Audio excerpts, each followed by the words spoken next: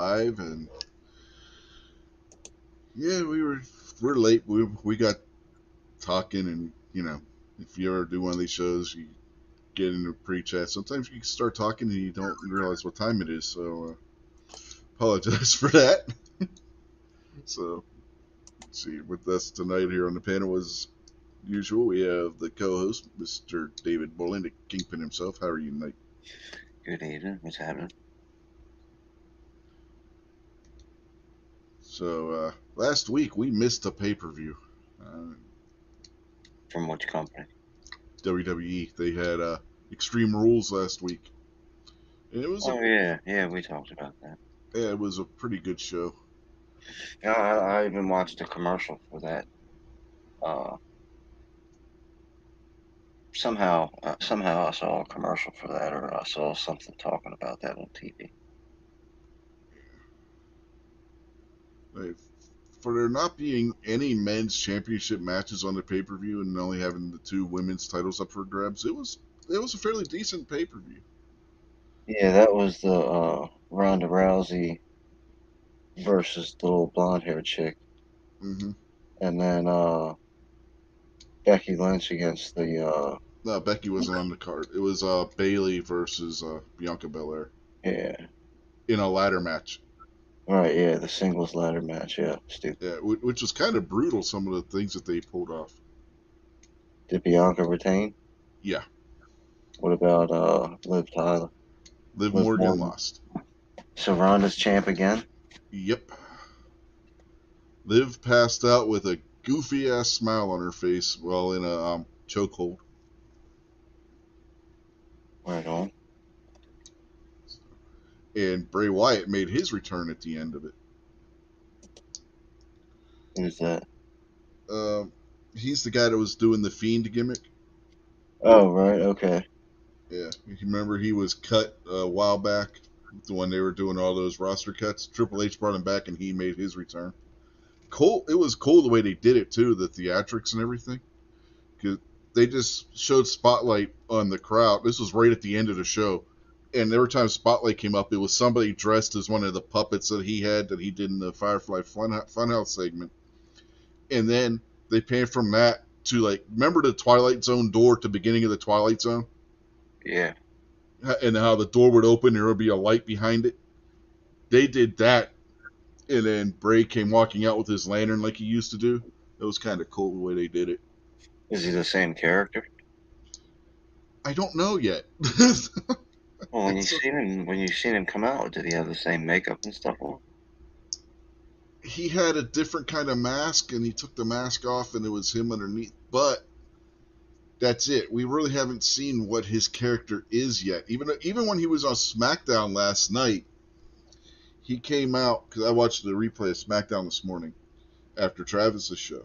He came out as just himself, not in character, and was thanking the crowd for all their well wishes and stuff while he was off, basically. And then they had the mask he was wearing at Extreme Rules appear on the big screen, and it was his voice talking, but it was all like cryptic stuff. So I don't know what his character is right now, to be honest with you. Do you think any more of the laid off people or cut people would make their way back? They've already brought back some. They've brought Triple H has been bringing people back that he liked that were cut under Vince.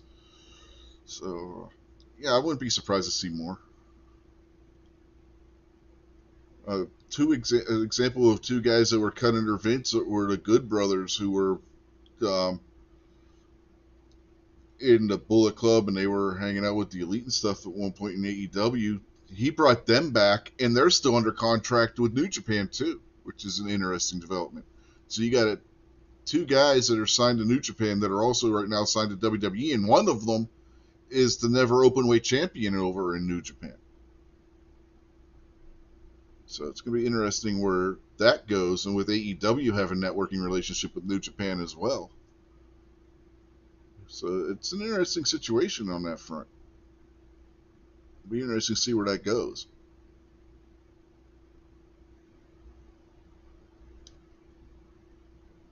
So I mean, yeah, Well, there's I mean, if okay. Vince is out of the way and Triple H is trying to run it like a business and not, and I don't know. I mean, I guess I'm just going to use what I think, not necessarily what might be true, or but Triple H is going to run it more of a business where Vince ran it more like his plaything, and maybe you'll start seeing some more crossovers and mergers and different stuff like that with these companies. So them having people under double contract might be a sign. Mm-hmm. Yeah, AEW was letting their guys do that kind of stuff anyway. Even when they didn't have a working relationship with New Japan, Moxley was going over to New Japan all the time before COVID hit, and Jericho did a couple of things at the very beginning of AEW with New Japan as well. So it's gonna be, but Vince never let guys do that kind of stuff. That was always a no-no. But with seeing Triple H being open to that kind of thing, it's a real change with WWE.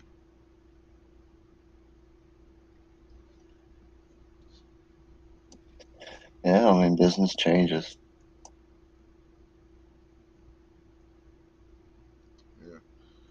I used to see that a lot in the territory days too, where guys would would go from one territory to another.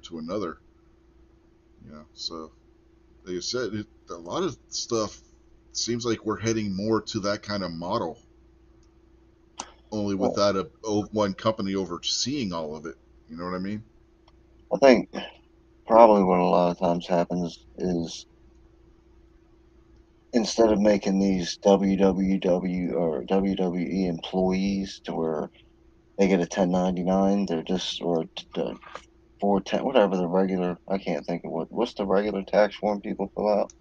The NW40, yeah, something like that, 10W40 or the 30 or something. 1040, 10 I the don't know. 1040. Yeah, Regular tax paychecks. yeah. Well, Uh, they don't. well, yeah, When they're with not. WWE, when WWE signed you to a contract, at least under Vince, I don't know if Triple H has changed this.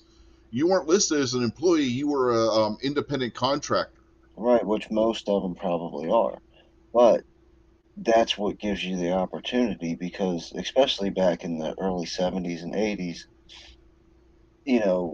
Tony Schiavone can only pay Andre the Giant $100. So Andre the Giant can't live on $100 for the next 3 weeks before they have another show in Saskatchewan.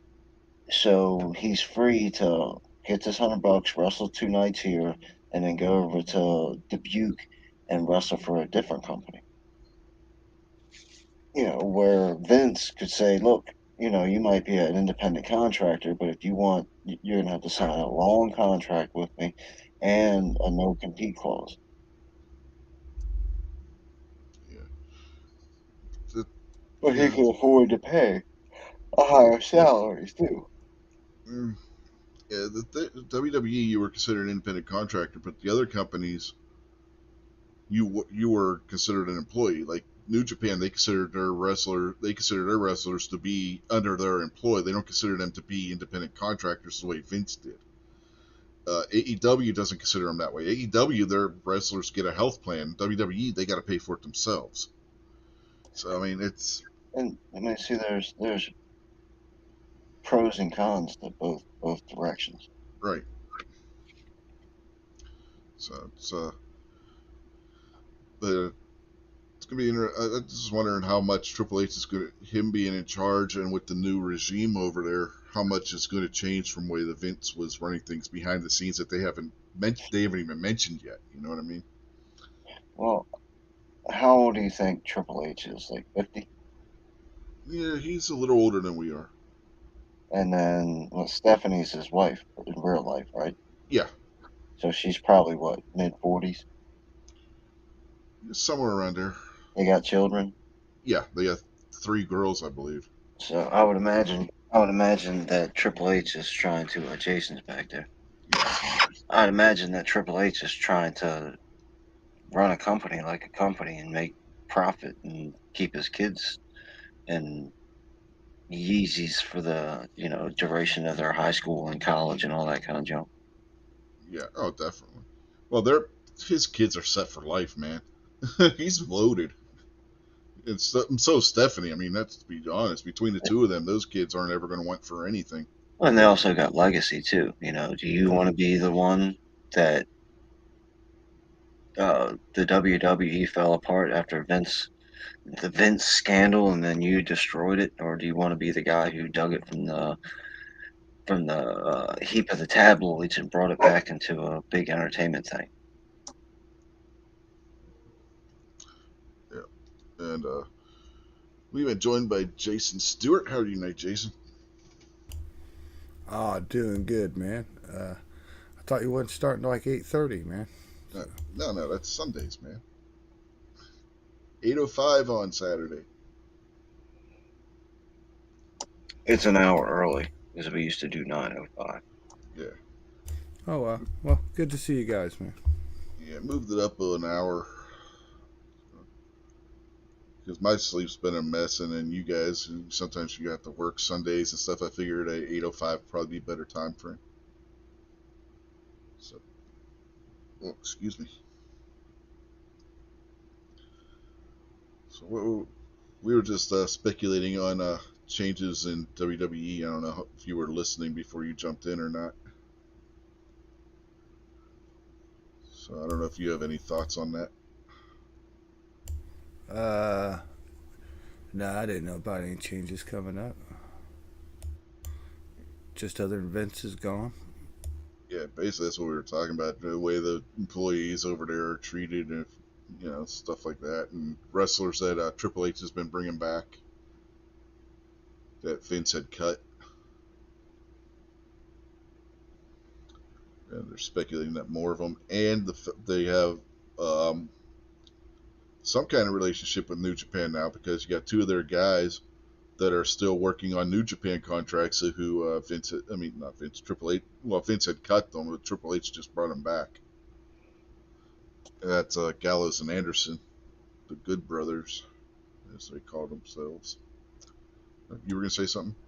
Ronda Rousey choked out our hot little Liv Morgan, though, so she's the champion again, Jason. Damn, damn you, Rhonda. It was a decent Yeah. match though. They had an Extreme Rules match at Extreme Rules, and it was a fairly decent match. They got fairly violent with each other. Even though she lost, she put in a good showing. Oh, I'm sure she did. I don't just mean that way, Jason. Get your mind out the gutter. This is a family show. Well, not really. Don't worry, Jason. I'll save your space. So if you need to get out of the gutter for a little while, I'll keep your seat warm for you. Oh, boys, I was born face down in the gutter. It's hard to get up when the concrete's so cold. Anyway, what else do we have? We were talking before the show. There's been some reports that Adam Cole will potentially may not return in capacity as a wrestler. If y'all remember back to when we watched Forbidden Door, and he took that nasty shot to the head, and they had to speed the match up, and he ended up taking the pin real quick out of nowhere when it looked like that was rushed because we were all like, that ended awful abruptly. Well, the injury apparently may be worse than what they originally thought with his concussion, and he may have one of those concussions that ends your career, like what happened to Troy Aikman, for example. And yeah, so his career as a wrestler may potentially be over. Again, we don't know for sure. Nobody's saying for sure. It's just that's one of the reports. Again, it's the rumor mill making this report, so take it with a grain of salt. But it's not looking good. I mean, he has been out for a number of months now. That was what, back in June, and we're coming up middle of October. That's a long time to be out for a concussion if you're going to be coming back. So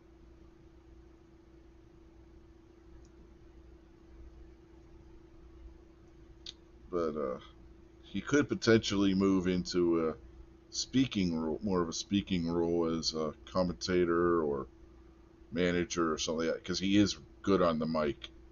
He could have that role. I mean, Vince wanted to put him in that role in WWE before he walked away from WWE. He wanted to call him up to the main roster instead of being a wrestler, make him a manager, and change his name. I forget what he wanted to change his name to, but it was really stupid. But All he right, walked here we away from go. it. Adam Cole gets a phone call from Triple H, and Adam Cole is gonna run like the new gang in WWE. He's gonna be like that little black dude that comes out and yells at everybody with the glasses on, and then gets all the big Uh, dude like be cool with him. So be he's gonna cool. come out and all like uh he'll be like the new Captain Lou Albano type of guy.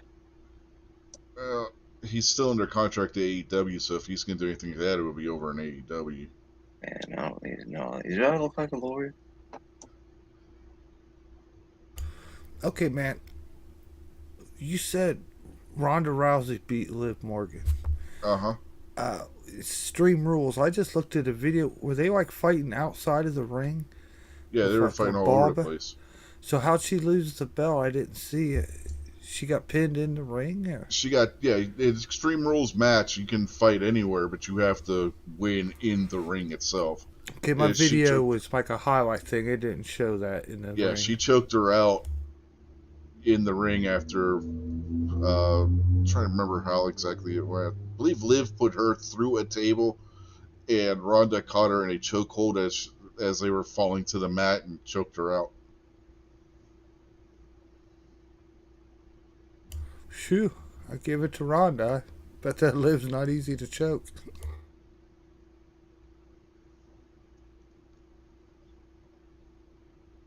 And she had this goofy ass grin on her face as she was being choked out.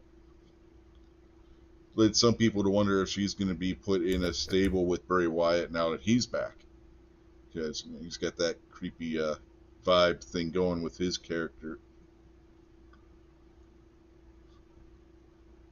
Yeah. Oh, by the way, you weren't here. Yeah, Bray Wyatt's back. You remember the guy that was the Fiend wore the white, like almost like demonic clown mask? Uh, Yeah, had to, he he's one of the ones that Triple H brought back after Vince cut him a while back when he was doing all those cuts on everybody. He was, remember him and Braun Strowman, if they got cut around the same time, and everybody was shocked because two of them got cut. Well, they've both been brought back by Triple H, and they're both on SmackDown. maybe it's a good business move, man. Maybe you got the guys come back to work. Maybe they took a little less pay, or just don't owe them for the whole year, or something, man. Could just be business. Nothing personal. Oh, they were both Triple H guys before they got caught up to the main roster. So yeah, Triple H is bringing back a lot of the guys that he had in NXT before they made it up to the main roster, and then Vince ended up cutting. So it's gonna be interesting to see who else shows up. A lot of the guys that Triple H had in NXT are starting to get pushes on the main roster now too. Oh, here's another one. Brock Lesnar showed up again on Raw, and Bobby Lashley was in the ring because he had a title defense of the U.S. title against Seth Rollins, and Bobby's out in the ring giving a promo before his match. Lesnar's music hits. Lesnar comes down, just beats the holy hell out of Bobby Lashley, and then leaves. And then out comes Seth Rollins. He starts running down Bobby Lashley, and he starts going after Lashley's military career and stuff. And he talks Lashley into going to the match, and we now have a new United States champion in Seth Rollins. So every former member of the Shield currently has a championship, whether in AEW or WWE, because you got Roman obviously is the champ in WWE. Seth is now the U.S. champion. Moxley is the world champion over in AEW. Wait a second.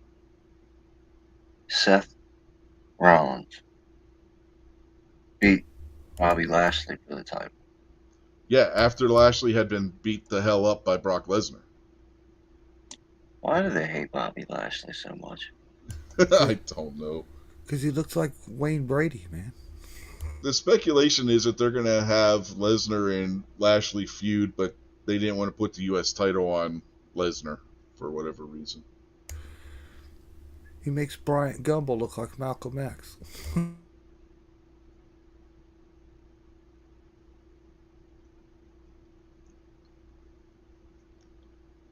Okay. I just don't understand. I don't know.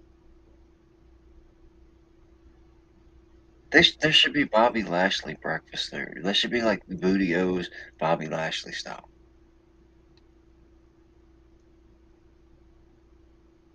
I don't get it. I don't know. So now you think Seth Rollins is going to get broke up by Brock Lesnar? No, because they're not having Lesnar go after the U.S. title. Lesnar only goes after the world titles. But Lesnar and Lashley are at 1-1 right now. They've fought each other twice and they've each won one. So the speculation is they're setting up a feud for the rubber match to see which one of them are going to walk away. Probably at the show in Saudi at the beginning of next month. I believe it's Wait, the wait a minute. November 4th. I thought the match was between Seth Rollins and Bobby Lashley. Yeah, yes, on Raw. The match that was scheduled was Lashley defending against Rollins. Before the match happens, Lesnar comes up and beats up Lashley. Yeah, And then, then that's not 1-1. no, that wasn't a match. That was just Lesnar coming out and beating up Bobby Lashley and then leaving. Oh, so they've already wrestled in 2 matches prior. Yes. Oh, okay. I thought that the people were pencil whipping Lashley and giving that a win to Brock Lesnar. No. So the theory is that Lesnar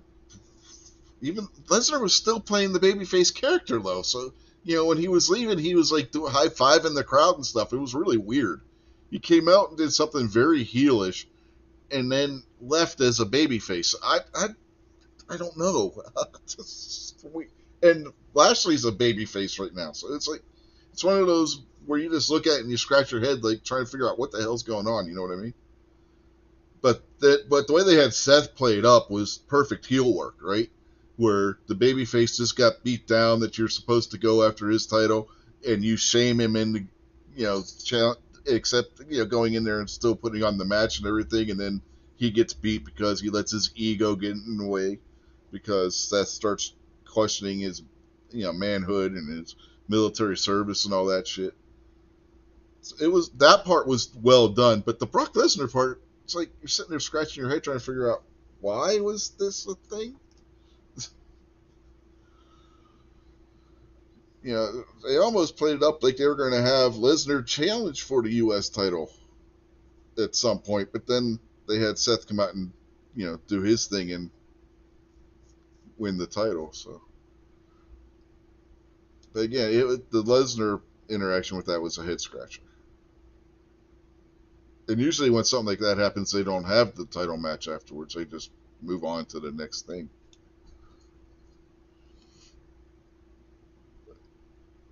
Anyway, another thing, it could just been Lesnar coming out, beating up Bobby, and then having that as a way to transition the title from Bobby to Seth as well, and without making Bobby look weak. He just came out, Lesnar came out and basically sucker punches him and then F5s him a bunch of times and then puts him in a Kimura and acts like, Bobby plays up that he has an arm injury because of that, and then Seth comes out and does the heel thing and they transition the title over, and Bobby doesn't look weak because he just got his ass beat by Brock Lesnar after Lesnar sucker punched him. So, all right. Guns and Barbecue has joined us. How are you tonight? Not too bad. not too bad. I will warn you, I'm probably going to be kind of bouncing in and out. So Okay. if I just randomly leave or something, that's what's going on. Okie doke. Yep.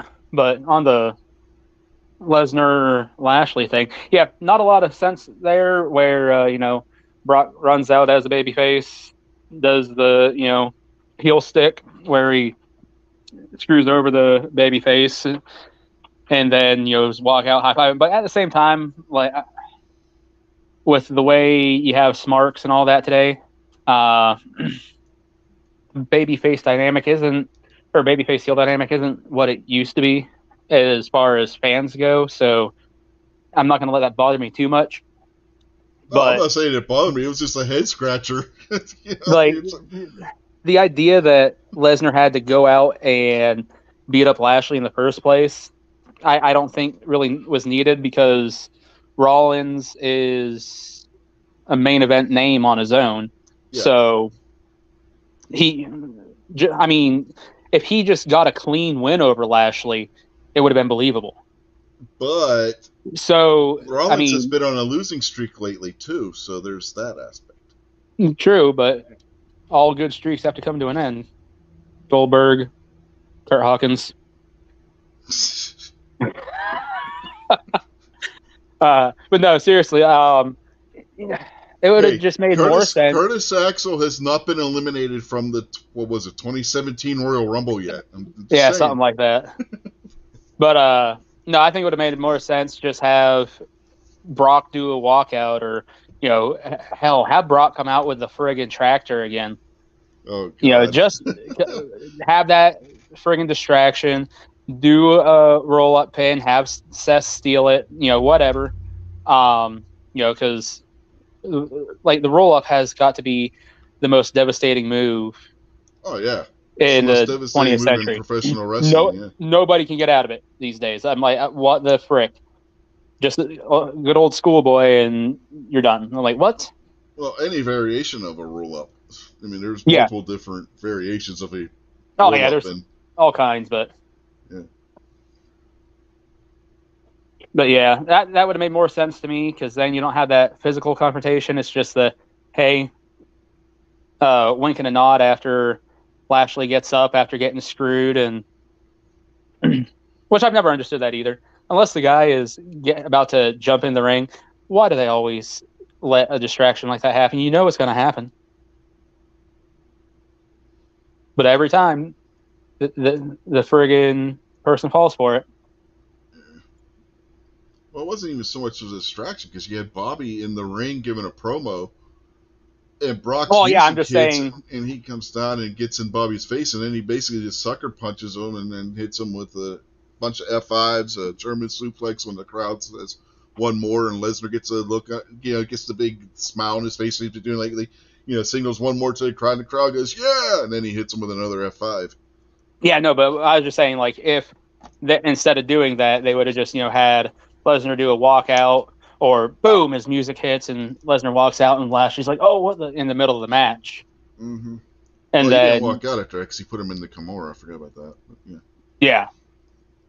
And then, like, if you still want the physical thing to happen, then after that, after Lashley loses, Brock runs down to the wing. Down to the wing. Oh, good God! Then Brock runs down to the ring, and then they start tussling. Yeah. And then that would be a way to protect Lashley too a little bit, because then he just went through a whole match. He's got a fresh Brock Lesnar attacking him unannounced. Oh, the perfect way they could have done that. Lashley's about to put the Hurt Lock on Rollins. Lesnar's music hits, and Lashley lets go of Seth, drops him down. You see Lesnar come out onto the ramp. Seth rolls Lashley up 1, 2, 3. He starts celebrating the U.S. title. Lashley gets up. He's all pissed off. Then Brock comes down, and then you have Lesnar beat him down. Yeah, I mean, there's plenty of options where they could have still had the physical confrontation after the match instead of doing it beforehand. And I don't know, because I don't feel like losing to Seth Rollins hurts Bobby Lashley to the point that he's not a suitable match for Brock for round 3. Yeah, I was just speculating on what their thinking might have been. I'm That's, not arguing. yeah, I'm not disagreeing with you on that by any yeah, no, no. stretch. I was just saying, especially when you get to put that asterisk next to it, saying, "Oh, Rollins won via distraction from Brock Lesnar." That protects everybody. You still get the belt off of Lashley. That still furthers the feud. I don't know. I Mm-hmm. just don't understand the why they did it the way they did it. Yeah, well, I've already announced Rollins next up his first defense of the U.S. title, and it's going to be against the guy that he lost to at Extreme Rules, and that'll be Kingpin's favorite wrestler, Matt Riddle. Dustin Rhodes is my favorite wrestler. Get it right. Well, he may be retiring. Riddle's that barefoot dude with the stupid Yeah, flat brim hat.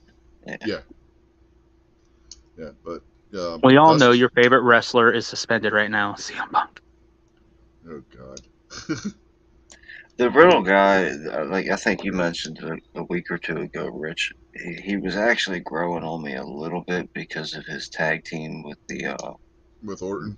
yeah, with Orton. Like they did well together. Yeah, him and Orton as a tag team were on fire, and then Orton got injured. And Riddle's still doing Orton's moves. I mean, he's still using the RKO and all that stuff. So.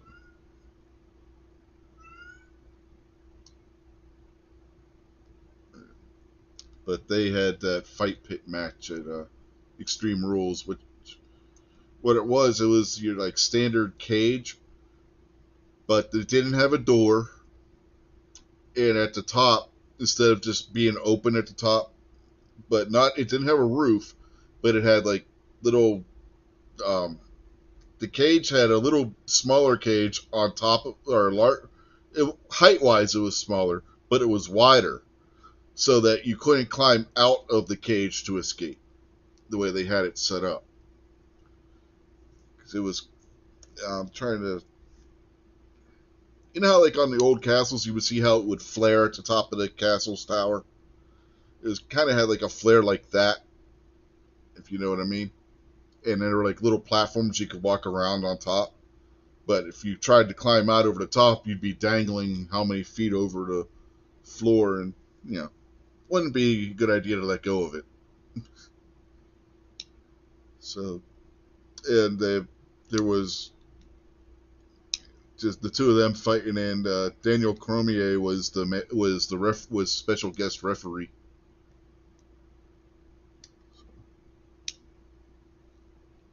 They had a former UFC world champion and light heavyweight champion. Didn't he hold those belts simultaneously? Yeah. Real quick, Conor McGregor was the first person that they allowed that to happen with. There was other fighters that it was speculated that they had tried to push for the two weight heavyweight for the two weight champion at the same time. Conor McGregor was putting too many butts in the seats, so they let him do that. And then once they did that, they allowed Daniel Cormier to do it, and I think one other guy to do it. Now it's pretty much stupid. And stop flipping that knife. It's not a knife.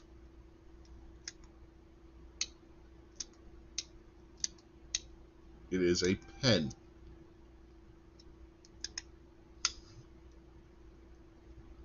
It's one of those bold action pens. The two weight champion in the UFC has almost become like the interim champion kind of thing. Mm. And that's what the WWE needs to watch out for is the interim champions will run people away. Well, if WWE's not the ones doing it, that's AEW. WWE, if you get injured, you just give up your championship and they have some kind of match to decide who the next champion is. Which is what AEW should do, but for some reason hasn't been doing. Because right now, the women's champion is not the actual women's champion, she's the interim women's champion. And I kicked Barbecue out because I was tired of him. His voice was getting on my nerves. So I might let him come back, maybe.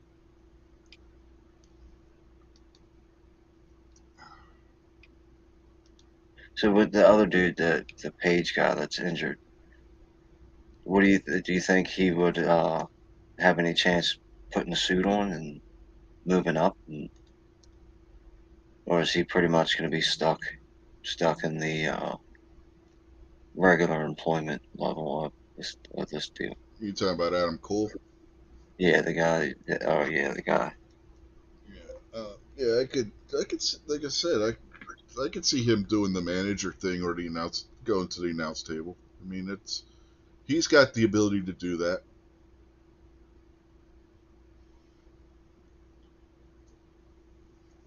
He's good on the stick, so I could definitely see. And he has done commentary before. Back in NXT and whatnot, he would do guest commentary. So I could definitely see him doing that. Like I was saying, Vince wanted to call him up from NXT and make him a manager, but he didn't want to do that at that time because Vince saw more value in him as a talker than a wrestler. But Vince never was one who liked the smaller guys anyway, because Adam Cole, he's not a huge guy. I mean, so that's not Vince's thing. Vince likes the big, meaty men. I mean, look at Roman Reigns, Bobby Lashley, Brock Lesnar. That didn't sound right. Yeah, I know, but that's the way. If you watch the British wrestling channels, that's the way they refer to the big guys like Lesnar and that. So it's just like something that. All right, that's timestamp. We'll call it 37:30 on the live stream. So DM Foss, if you're listening to this, do your thing, man. Yeah, but they're not referring to in their pants. They're referring to body type. The big muscular guys. But Vince may have liked the other way too. I don't know. I mean, you never know. You never know with that guy. Apparently, could go both ways. It could be a reference both ways. But, yeah, like I said, Adam Cole. He was a smaller guy. He's not. He's not the big muscular archetype that Vince liked, and he wasn't. I mean, even Seth's not a big guy, but Seth has some definition to him and stuff, and Adam Cole's not like that either. So, What about your MJF guy? what about him? I mean, everybody's you and Barbecue can't stop talking about how he's the next best thing in the world. I mean, is he Oh, getting a title shot? Has he been busy? Is he working? Like, what's going on with he's him? got that poker chip, which guarantees him a title shot. But we're waiting to see who wins on Tuesday night because Dynamite's going to be on Tuesday night this week because of the baseball playoffs on Wednesday night on TBS. So they got Dynamite on Tuesday night, and you got Moxley taking on Hangman Adam Page. So whoever wins that match will next most likely be taking on MJF as their either next opponent, next defense in the case of Moxley, or if Page wins, his first defense will be against MJF. Do you think they're in a hurry to put the title on the kid, or do you think they could have some shenanigans or something weird happen and he doesn't win the title, but he kicks the crap out of everybody else for a while? Yeah, I don't know how they're gonna play this. He's made statements which makes it seem like they may have changed the way the poker chip works, where he might be able to cash it in that night. So are Moxley and Page going to beat the hell out of each other, and then out comes MJF to cash in the chip? I don't know if that's how they're going to do it, or if they're going to, because originally the chip was you got a guaranteed match, not like the way they do it in WWE with the Money in the Bank briefcase, where you just call where you want to have your match, when you want to have your match. You sign a contract, and that's when, and then when that show comes around, you have your match for the title then. But some of the statements that MJF has made in promos makes it look like almost like he can cash that in like the Money in the Bank now. So it's gonna be interesting to see if that's where they're going with it on Tuesday. So I don't know how to answer your question, to be honest with you.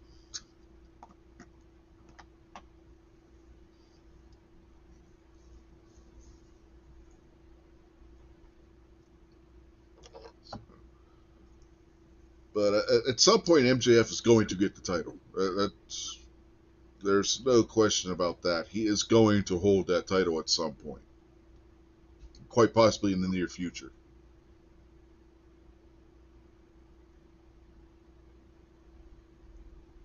But that's about the best answer I can give you. I'd say that I like that company's TV show better than the other ones with the Moxley and the MJF. Tell you what, I watched both Raw and SmackDown on replays this week, and they have gotten better.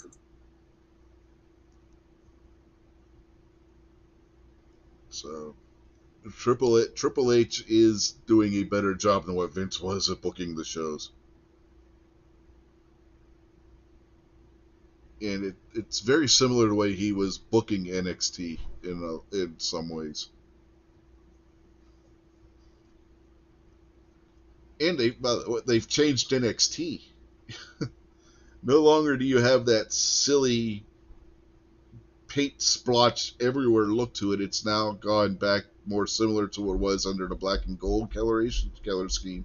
But instead of black and gold, it's now like a black and white, black or silverish color scheme.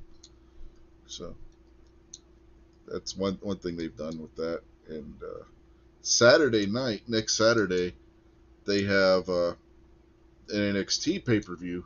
They're doing Halloween Havoc, named for the old WCW pay per view, obviously. And they're gonna have some of their younger peoples who are in training on there doing their stuff. So it'll be interesting to see how that show goes.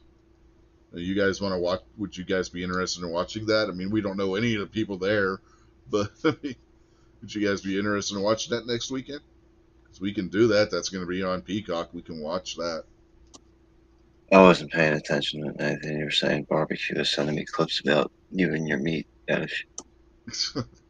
Not my meat fetish. Vince McMahon's meat fetish. Yeah, well, that was in reference to Vince McMahon, if you were paying attention. So what are we talking about? You got the WWE's doing a television show? The NXT brand is doing pay-per-view on Saturday on Peacock. Oh, NXT's like the minor leagues for the Right. WWE. Yeah, a bunch of their younger people that are in training and stuff. And what day is that? Saturday, next Saturday. Like what time? Usual time pay-per-views are. I believe. I will check that. I don't know. I gotta work next weekend. Yeah, it would be like the pre-show would probably be pre-shows for NXT events are like usually a half hour, so it'll be about 7:30 or so. I don't know. I might be able to make it. I don't know. Mystics out. Yeah, they don't have it listed on Peacock yet, so I can't give you the definite time. Let me see.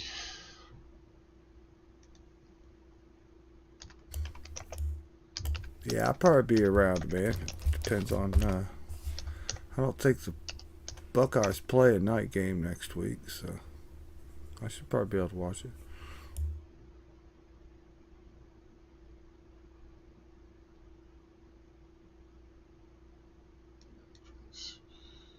Let's see. Does it say what time?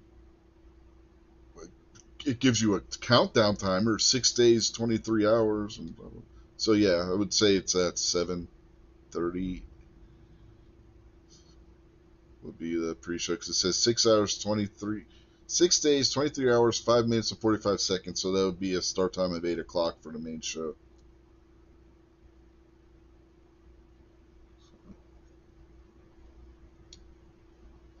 Yeah, there's a couple of guys I've heard of. Yeah, there's the one chick I've heard of. Are they big guys? Braun Breaker is. That's Braun Breaker is Rick Steiner's son. Yeah, he's a big guy. Come on, Jason. You know Rick likes those big. Rich likes those big meaty guys. Just like Again, that Vince. was in reference to Vince McMahon. Like in them big meaty guys. If you look at who Vince McMahon It's the always way puts you as the say that, champion. man. You don't say big meaty guys, right? I'm not. Yeah, it's the British people, the British wrestling people. They always call them the big meaty guys. Yeah, I guess that's a British thing and whatnot. So Rick, we need a fact check. You're one of those British no, guys. Rick's not out there. Like them He big doesn't meaty care guys. about wrestling. I'll be back in a minute. I just call them big eaters.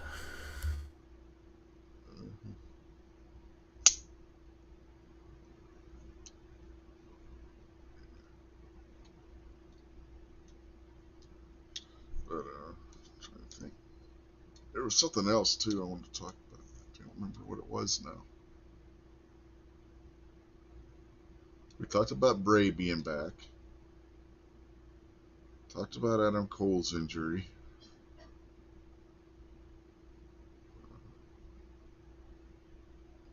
Talked about what's going on with WWE allowing somebody who's under contract with New Japan to come in and work, and sign them to a contract too. So we got the Good brothers, Gallows and Anderson, working with both WWE and New Japan.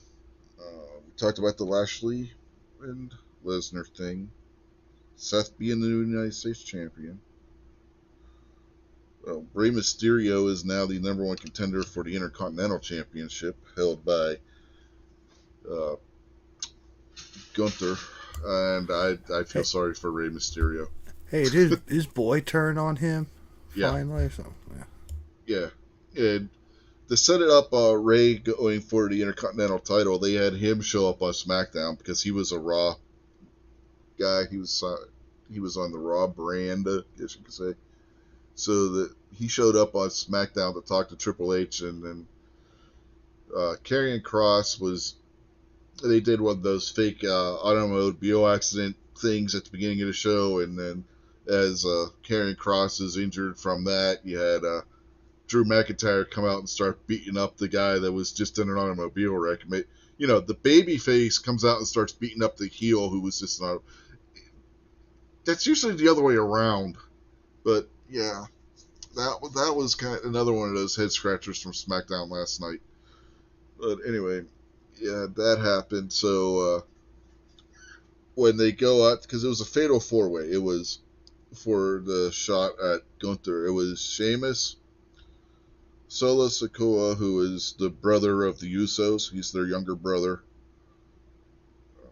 Ricochet, and then nobody, because Karrion Kross is now injured due to the automobile accident and then getting his ass beat up even more by Drew McIntyre. So Ray's, when they're about to say who the fourth, Rey Mysterio's music hits and the crowd goes crazy because, hey, it's Rey Mysterio. Yeah, it's a 50-year-old guy coming out to challenge for a shot at the Intercontinental Championship. Yay! Anyway, so they have the match and Mysterio wins the match, and because shenanigans, you had the bloodline and the Brawling Brutes start fighting each other all the way to the back. So that leaves just Mysterio and Ricochet in the ring. And the two of them have a really good back and forth that Mysterio ends up pinning Ricochet. Two of the highest flying guys in professional wrestling ever. So you can imagine how quick the pace picked up when the other guys weren't in the match with those two left in the ring. They had some good spots, and like I said, eventually Mysterio pins Ricochet, so now he's going to get his ass totally destroyed by Gunther. Gunther's going to hit Mysterio with one of those chops, and he's just going to splurt apart and, like a horror movie, just splatter all over everybody in the front row. So what do you guys think? Are you interested in seeing Rey Mysterio take on Gunther, and see him just get his life chopped out of him?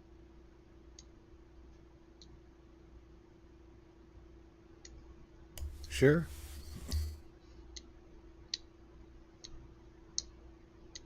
I don't know where Kingpin's at. Yeah, I mean, Why would they do something like that? Why would they put a 5 foot tall, 110 pound guy versus a 7 foot tall, 500 pound guy? because they've done that in the past with Mysterio. Mysterio was known as the Giant Killer at one point in his career. So,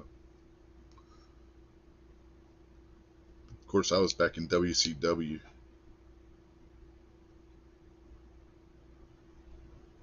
But yeah, it wouldn't be the first time that they've had Mysterio take on Big Show. Paul White's not a little guy by any stretch of imagination. Yeah, I think I remember something about that.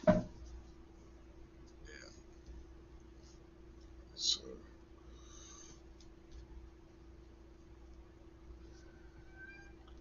yeah, that's, man. Gunther's going to go to chop Mysterio, and Mysterio's so short he's going to hit him right in the face.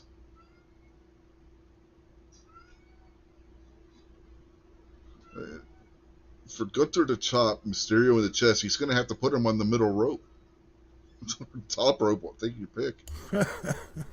Maybe have a ladder match. Mysterio would have to have one of those little step ladders to do the back and forth chop thing, like what Gunther and Sheamus were doing.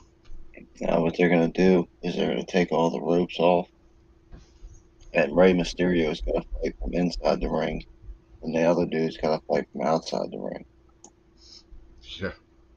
Well, speaking of that, that was also an aspect of the fight pit match. There were no ring ropes in the match with Seth and Riddle at Extreme Rules. They had that special cage, and then there were no ring ropes.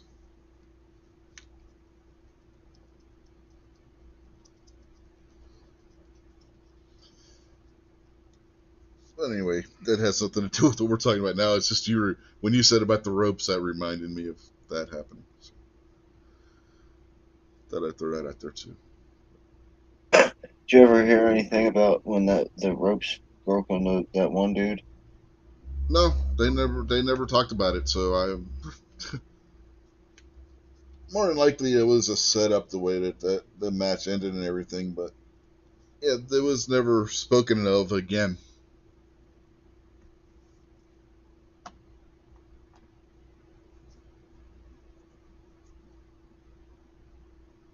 What's funny about that too, if you go back to the early '90s, there was the one time when the Rockers won the World Tag Team Championships. That was, if you remember, that was Shawn Michaels and Marty Jannetty.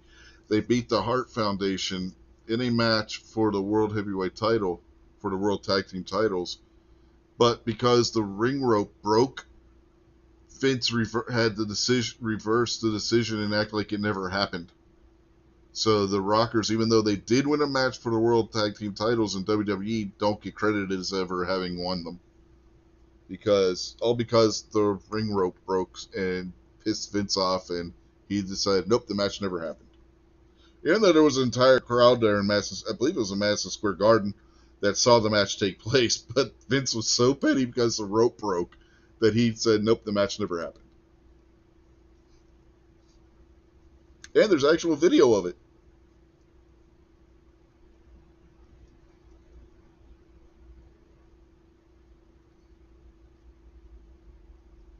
But that's okay because Antonio Inoki, who had just passed away last week, so that's one of the probably the biggest star produced by Japan ever in professional wrestling. That's the guy. The guy fought Muhammad Ali, for crying out loud, right? He founded New Japan Pro Wrestling. He passed away. He was shit. I forget how old they said he was. He was in his 70s, I believe they said. And so that was a loss to the Japanese wrestling scene there. Might have been older than that. He might have been in his 80s. Shit, I forget how old they said he was. But yeah, he passed away this past week. But anyway, where I was going with that, he won the WWE title back in the 70s, I think it was, and Vince didn't Vince decided that never happened either.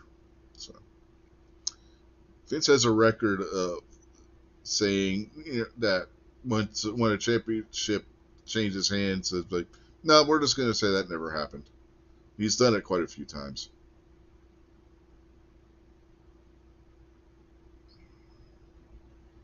So even though Antonio Inoki won the WWE title, he never officially won the WWE title because Vince said no.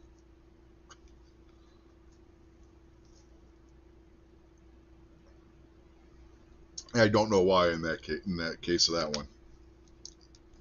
But yeah, but the one with the Rockers, it was just because the ring rope broke.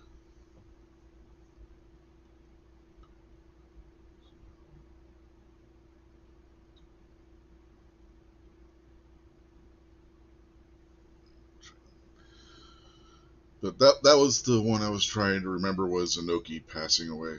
So yeah, like I said, he's probably the biggest name.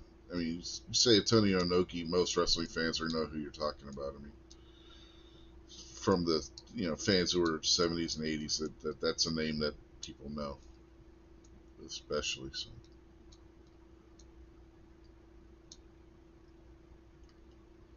yeah, he's an all-time great. He's in the WWE Hall of Fame.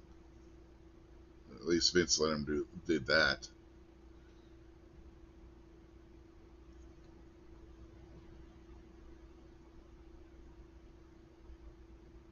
But That could be a pretty smooth move on Triple H, is to call the heads of all these companies together and all of them build a professional sports entertainment wrestling hall of fame, like one you can go and visit. yeah, they should. There should be a building. I mean, what's the point in having a Hall of Fame and not having a building for it? Like WWE does not have a Hall of Fame building. I mean, we've talked about that before. They could put it there, right there by Universal Studios and Disney World and stuff. They could put it right there in Orlando. Didn't they have a show where they were traveling around and finding like old wrestling memorabilia that was And like supposed to be for a museum or something? yeah, they may have. But New Japan, for example, their Wrestling Hall of Fame over there, they actually have a building for it. I believe it's in Tokyo.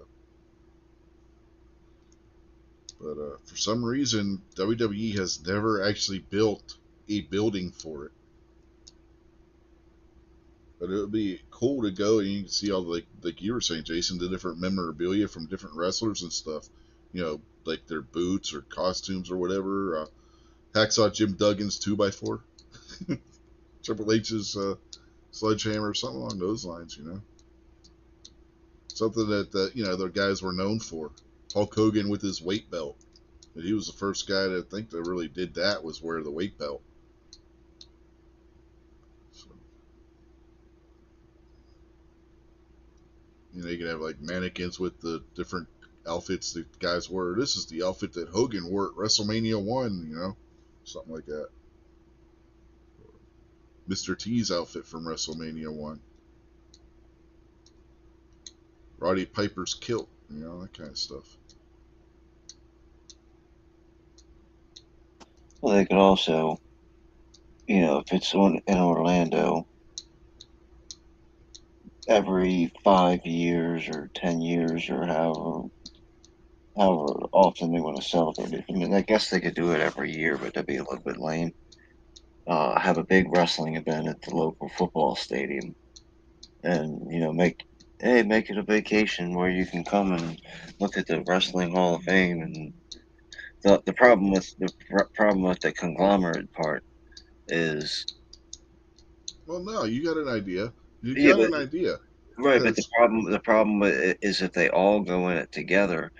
When WWE wants to do a June 5th Saturday, June 5th party at the event, and so does every other company. You know what I mean? yeah, but right now the Hall of Fame induction is linked to WrestleMania.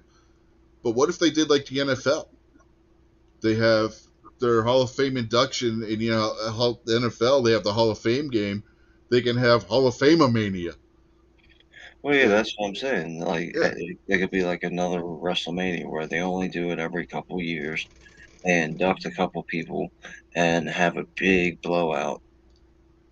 But the well, they problem can do is, it the every. problem is you're gonna have to. The companies would have to be wrestling each other, because I'm not just gonna let you have all the wrestling cameras on your guys in your company at Hall of Fame Mania. Yeah. I'm not gonna let my champion lose to your champion. Mm-hmm. Now, maybe if mine and your champion was to kick the crap out of Jason's champion, maybe we can talk about that. Oh, that's nice. Gang up on me with the big meaty men. Uh-huh.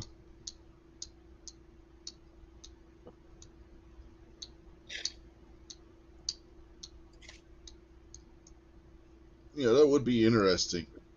A triple threat match between, or like a fatal four way. Roman Reigns, WWE champion right now. John Moxley, AEW champion right now. Jay White, IWGP World Heavyweight Champion right now. And fuck, what the hell's his name? Josh Alexander, Impact World Heavyweight Champion right now. That would be a hell of a match.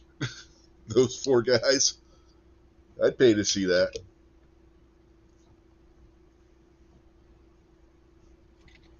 Moxley versus Reigns. I don't know who the other two guys are, but Moxley versus Reigns would be a pretty good match. Yeah, Moxley Reigns, Jay White, who's the IWGP World Heavyweight Champion. That's the New Japan's World Heavyweight Champion. He was the guy that was he was in that match where Adam Cole got hurt. He's the one that pinned Adam Cole real quick because he saw that there was something wrong. Him and the ref, and they called that. The two of them called that to get the pin out of the way right then and there because the match was supposed to go longer. And then Josh Alexander, he's the world heavyweight champion in Impact. He's a really good wrestler. He's kind of like Kurt Angle kind of wrestler. You know what I mean? He's really good. So the four of them, they would have a hell of a match. They could put together a hell of a match with those four guys. So if they could pull that off to where they had the Hall of Fame thing, like we were just talking about, and have those four guys in the inaugural Hall of Fame event in a match together just for bragging rights. I mean, obviously you're not gonna. There maybe like have some kind of trophy that the winner gets or some shit like that. Those guys would put on a hell of a match. Like I said, I would pay to see that.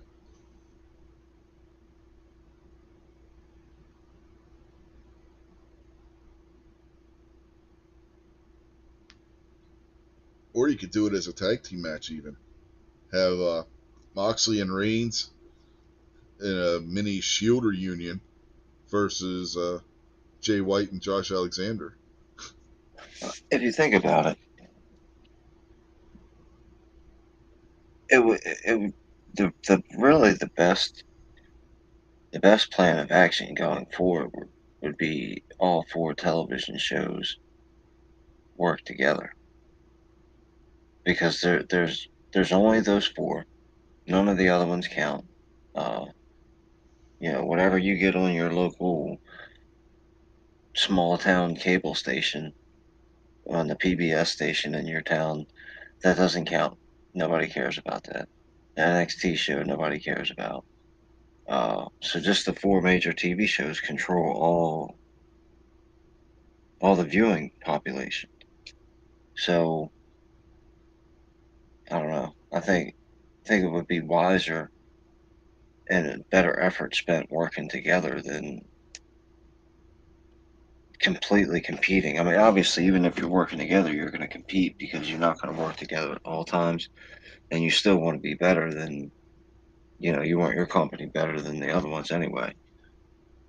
But I think that if they figured out a way to put on some events together and cross promotions, that would be the best thing for all of them. Yeah, I mean, we speculated about that before, but before we couldn't really add WWE to the mix because of Vince. Vince is gone now. We can actually throw WWE into that speculation, especially with what's going on with the Good Brothers right now, being signed to both New Japan and WWE. So Vince being gone, this just shows how much Vince being gone has changed the landscape of professional wrestling. We talked about it earlier. With Vince there, you wouldn't see the Good Brothers being under both contract to WWE and New Japan.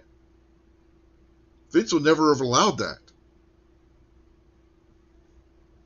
So earlier in the year and stuff, when everything was going down with Vince and he walked away, and we were talking about how big a deal that is, we're starting to see that come to fruition now.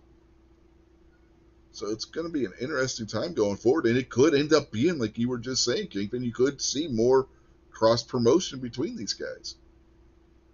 I warned you about these blind guys, and as loud as you talk, when the louder you talk, the better they hear you. So barbecue is intently listening to these conversations. Well, what did I say this time? I'm not sure, but I got a bunch of links, and I'm gonna find out. I thought I said something again.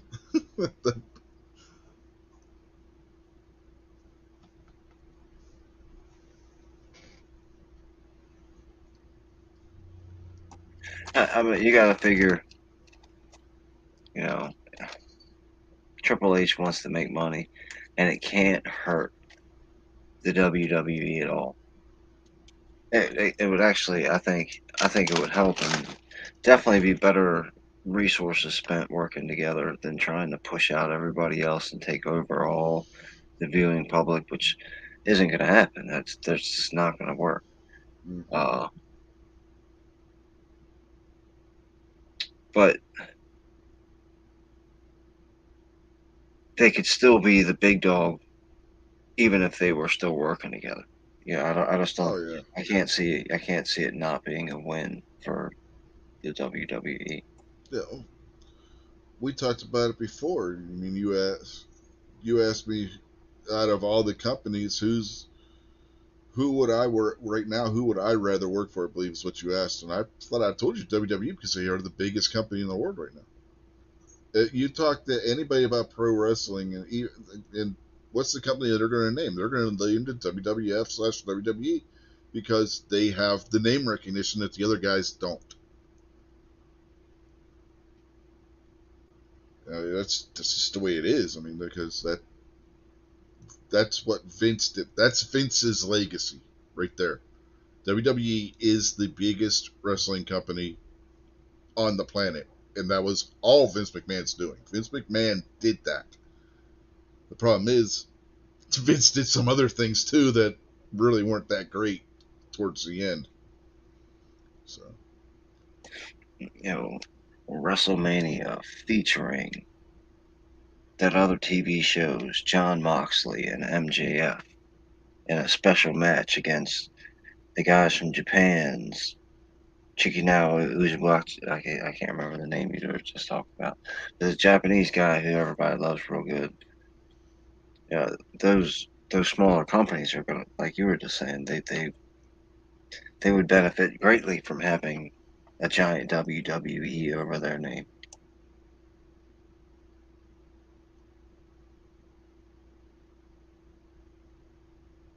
yeah, All it's right, hard. call them up, tell them Tell them what our plan is. Let them play the show. Guns and Barbecue's got all kinds of good clips for them, so they can get it in small chunks. And let's get this Hall of Fame built. Yeah, but, yeah. I mean, it's like we talked before with like I was just saying, with Vince being gone, and with AEW, Impact, and New Japan showing that they are willing to work with other companies. And Vince being gone just opens that door wider. That forbidden door has just opened that much more wider. Who knows what's going to happen? The WWE can't push out the other three TV shows. They just can't do it. And the other three TV shows, even if they all combined, can't push out the WWE. No, it's not going to happen. So they could sit there and have that immovable object versus the unstoppable force type of fight for the rest of their lives. Or they could take my advice, which is completely free. You don't even have to give me credit for it.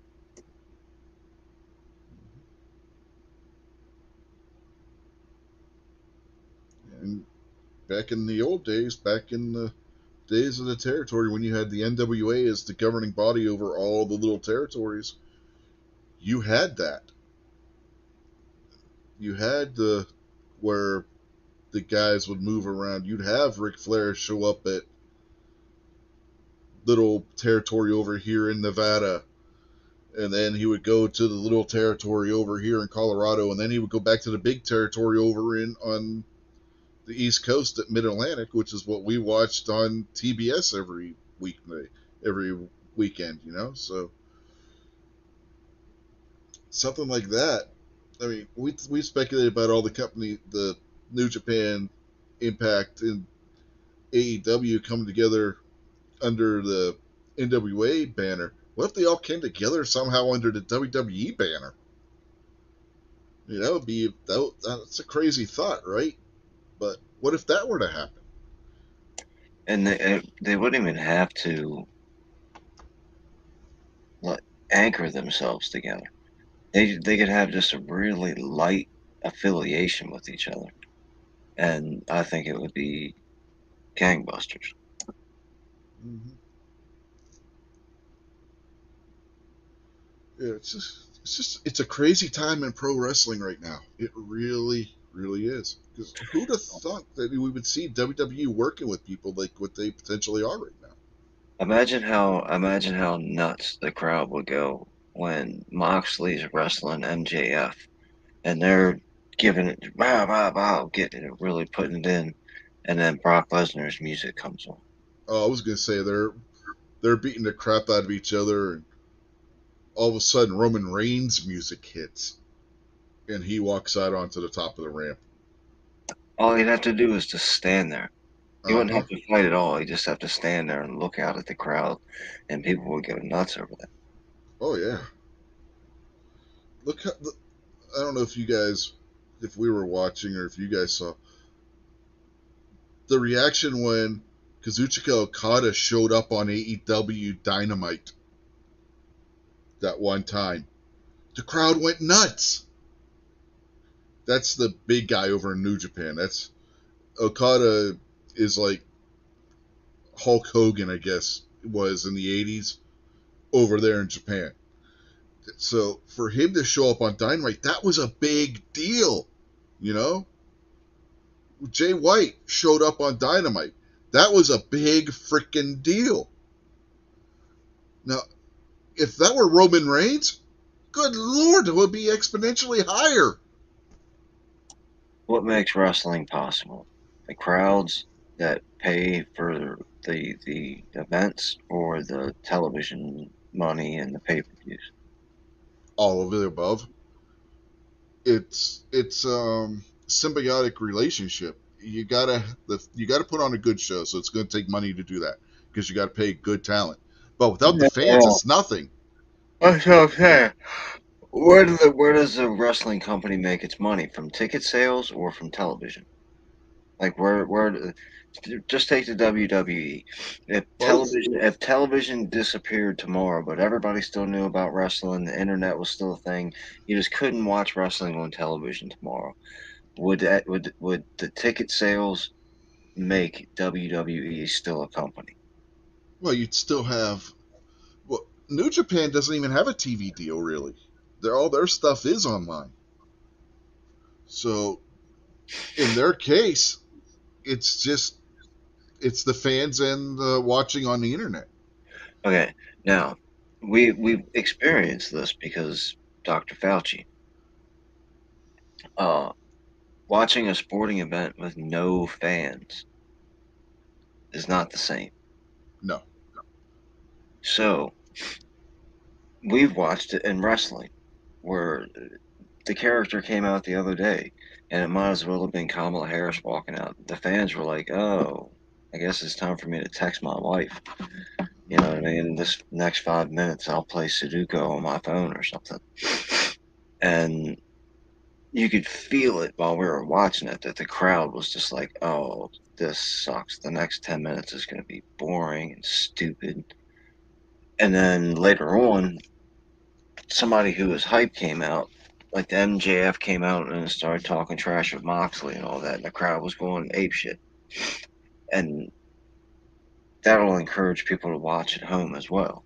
So I don't know if there is a right answer on whether the crowd dynamics make it all.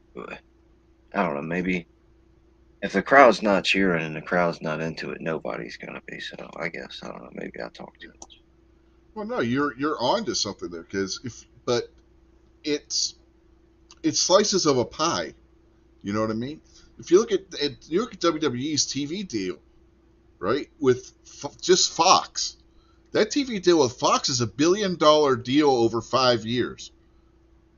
That's a lot of money, right? Are they making that much in ticket sales and merchandise? I don't know. So, but then you look at like New Japan, where they're making most of their money is coming from their streaming service and live shows. So they don't have a TV deal. In AEW, they don't have a streaming service, but they have a TV deal in the ticket sales and merchandise. So it's like, yeah, that's just the way it goes. And Impact, they don't really tour that much except for their pay-per-views. All their studio shows are done basically from the same place every week, and they don't record week to week to week. They record all at one time and then show the shows week after week after week. So each one's doing a different method of getting their product out there. All right, here's a tech question for both of you guys because you guys know about that stuff. In my opinion, and recently, most of the time when I've mentioned it, people were like, "Yeah, that makes kind of sense."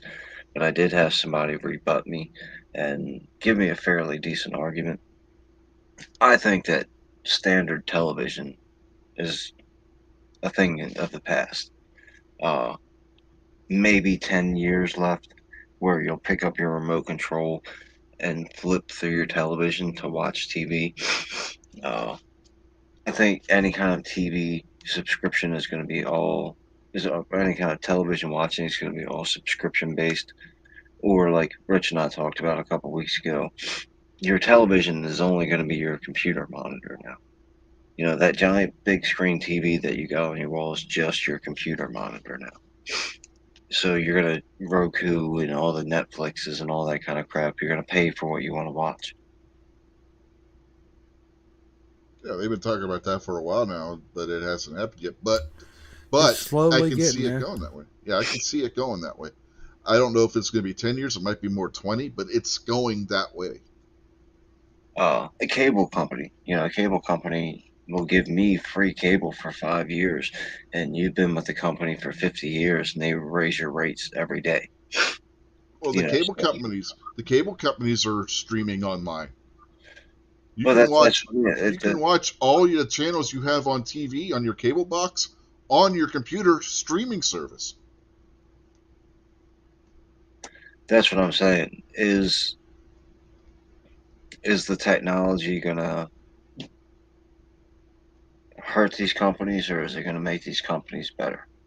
Well, I I think it's just different. I mean, you go from terrestrial TV to cable TV to satellite TV, which also incorporates with cable TV, and now you got cable TV and streaming TV because you can, like I said, you can everyone.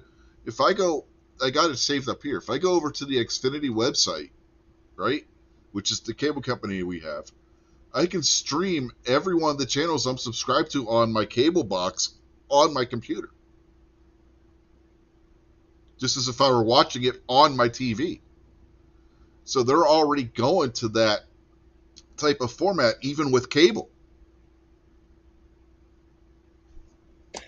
Right. My deeper point is right now you pay $35.99 a month for your cable, and you got 7,000 channels that you don't watch.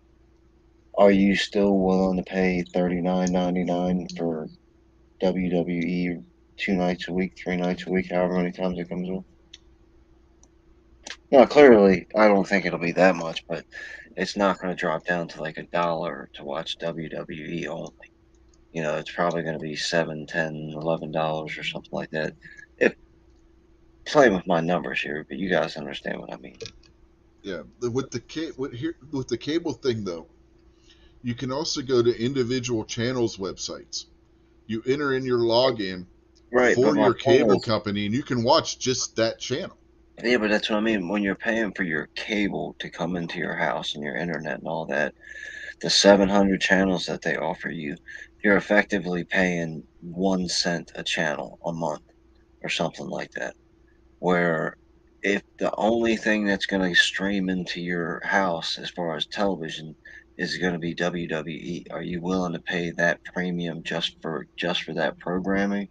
Because if you're just paying for that one show, it's going to cost you exponentially more. If you're paying for 700 channels you're not going to watch, then WWE is only costing you a few cents a month. Right. Well, as part of my cable package, I get Peacock streaming service. I mean, so it's Well, and okay, then well that's good. and I am paying for New Japan's streaming service. If you So told the cable company get all the boxes and all the other crap out of my house, all I want you to do is send me that Peacock. How much would they charge you for that? Peacock, it depends on which plan you have The best because one. there's Gonna get the top of the the line. best one I think is $15, $17 somewhere around there. So a month, right? Yeah. And that's just the only thing that Comcast is sending you is Peacock. That's it.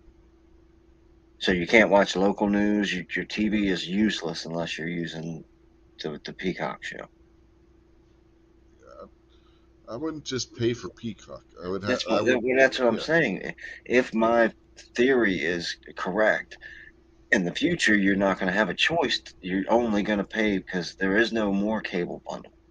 Cable's gone because people hated 700 channels that they never watched.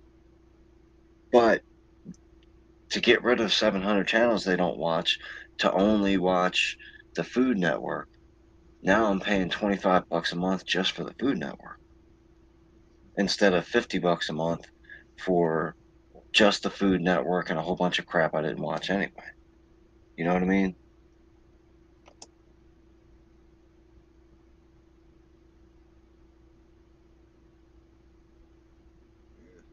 I don't know how they're going to do it, but it's things are going. That's why I don't think it's going to disappear completely. I don't. The box hooked up to your TV that may disappear. You may have because your computers have browsers and shit in them already. Smart TVs. Your TV. We talked about this too. Your TV is a computer. Don't be mistaken. Every smart TV out there on the market is an all-in-one computer.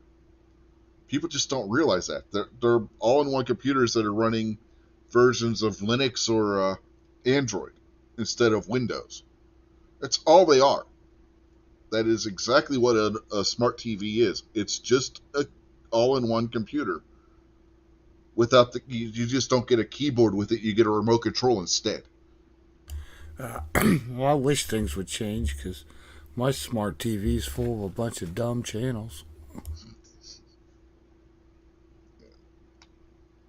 Anyway, what I was going to, I don't know if they're going to go exactly to what you're doing or just get rid of the cable box and everybody streams their cable TV, like what you can do now. They'll get rid of the cable box. You won't have a cable box. You'll just have your modem. Your modem will hook into your TV, and that's how you watch your TV going forward. But that's going to be a while because they have to get everybody in the country would have to be on high-speed internet for that to work.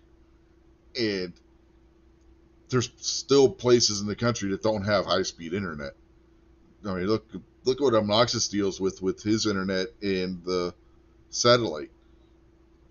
When half the time the satellite doesn't work, half the time his terrestrial internet doesn't work, and the guy has shitty connection now a lot of the time. That when we lived on my wife's grandmother's house, we didn't have satellite. We just had shitty ass DSL. There's no way we could stream our TV like we can here. So until they get where every inch of the country is 100% covered by high speed internet, they're not going to be able to go to an all streaming model. It's just not going to work.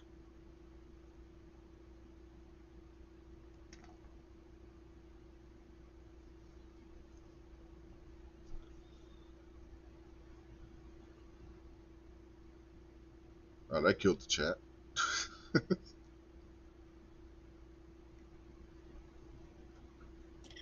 I was stuck in spinning wheels of death on different pages.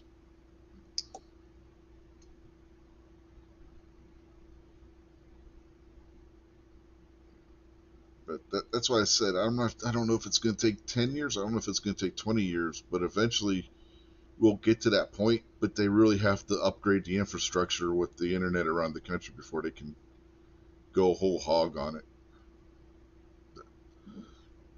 So that's the way I see it anyway. Yeah. Well, I don't have a problem. If you're listening, Elon, I don't got a problem with you. Don't turn Starlink off on me. I didn't call you. I didn't call you Hitler. Yeah. Don't tell Elon to fuck off or he's going to turn your Starlink off. Yeah. I guess that's a topic for tomorrow night, so I don't want to say what I was going to say. But, yeah. Remind me tomorrow night. We can talk about that tomorrow night. About the whole Starlink and Ukraine and all that shit. But anyway, we've been going for about an hour and a half. I think we've run our course for tonight. So, got anything you want to plug or anything before we get out of here, Kingpin? I don't know. Barbecue. I don't know if he's doing his cooking chat, but I think G23 might still be live. Yeah.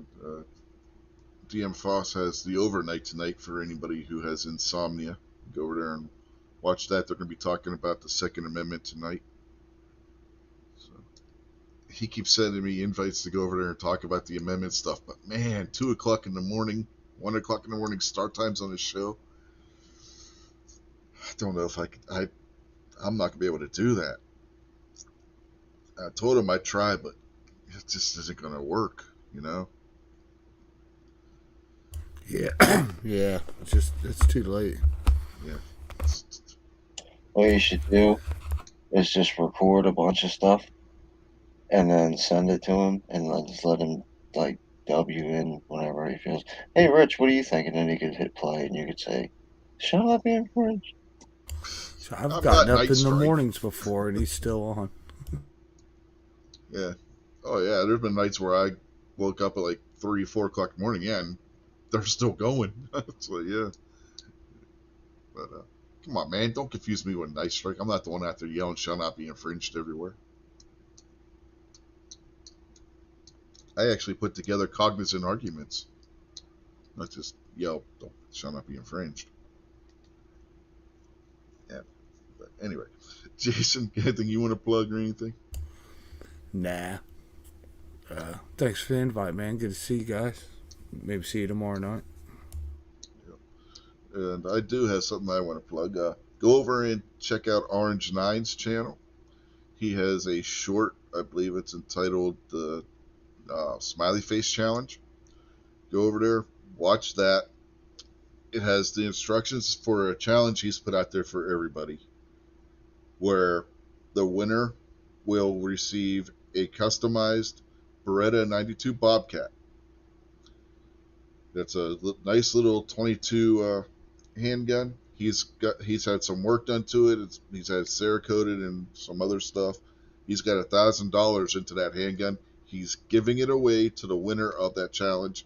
So go over there. If you're into firearms, I know we probably have some viewers that aren't, because this isn't the normal the normal firearms chat and whatnot that we do on the other channel. But if you're into that stuff, do yourself a favor, go over there, check out that challenge. You might win yourself a nice little handgun.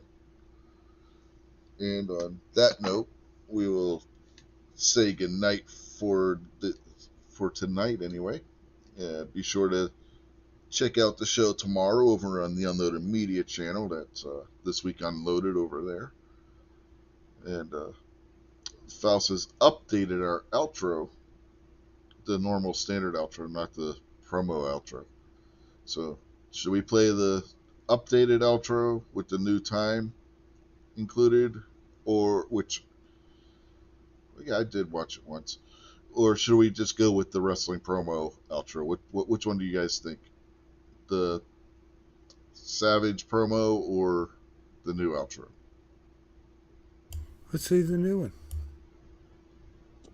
Yeah. Well, I mean, how are we gonna decide if we don't know? Okay, so we'll go with the updated outro. It's pretty similar to the old outro. He mainly just updated the time for this show, but if you guys want to see, we can go with that one for tonight, and we'll just return to the promo outro next week. So here's the new outro. So until tomorrow night, have a good night, everybody.